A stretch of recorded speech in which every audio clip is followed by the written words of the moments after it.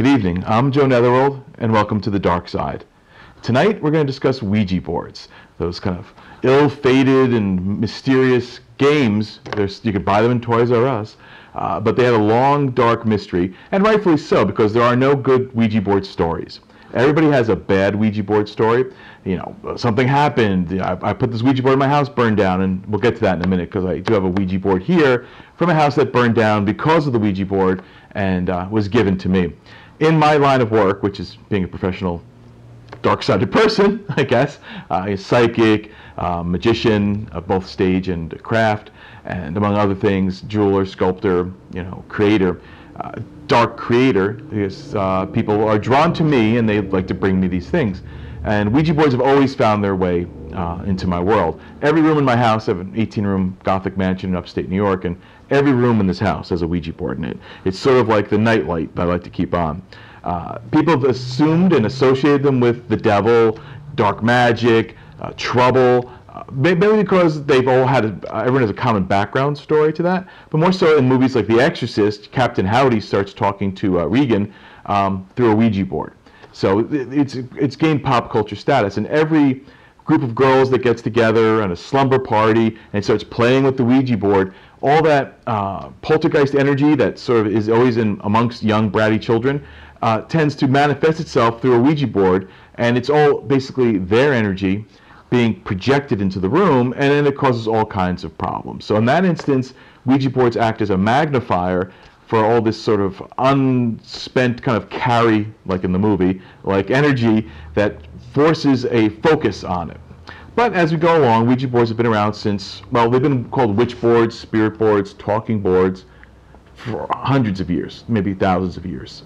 They haven't really become patented until 1901, but William Fuld patented the Ouija board in 1901, I believe, and then Parker Brothers bought the patent, so now alongside, with Monopoly and other games like that, you can buy a Ouija board.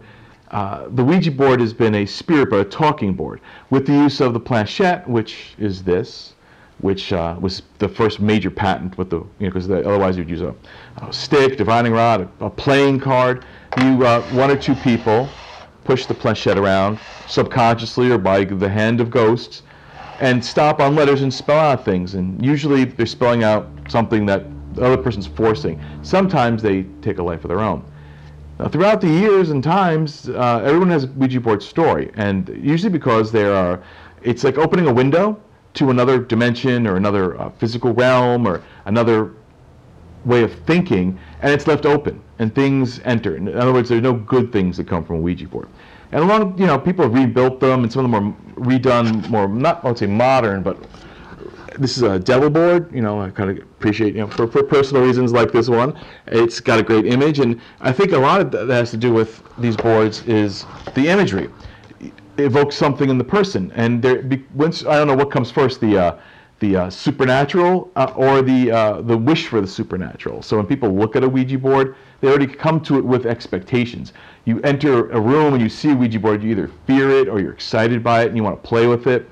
But onto my Ouija board story. Every time I go to a flea market or garage sale, if there was a Ouija board around, undoubtedly the person will walk up to me and I've had them just hand them to me. I'm going to put this over here for the moment and don't mind the clunk. And give me it and tell me the story of it. And this Ouija board over here, this is a modern, small, glow-in-the-dark Ouija board, in case you're stuck camping or something and you need a Ouija board on the go. But I do enjoy it. I like anything glow-in-the-dark. But this big Ouija board is an old one from the William Fuld from Baltimore. This is turn of the century, this guy. And we'll take a close-up picture, you'll be able to see some. But it seems a little battered, and looks like there's a smash mark, possibly a gunshot wound. It's been singed and burned.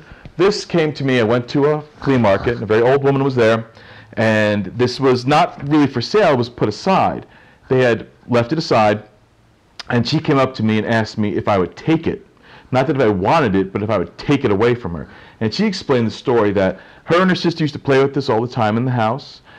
They played with it together. Her sister passed away at a young age of 15, I think, of tuberculosis. And the Ouija board was always kept around as sort of a cherished keepsake until it started playing, as she explained.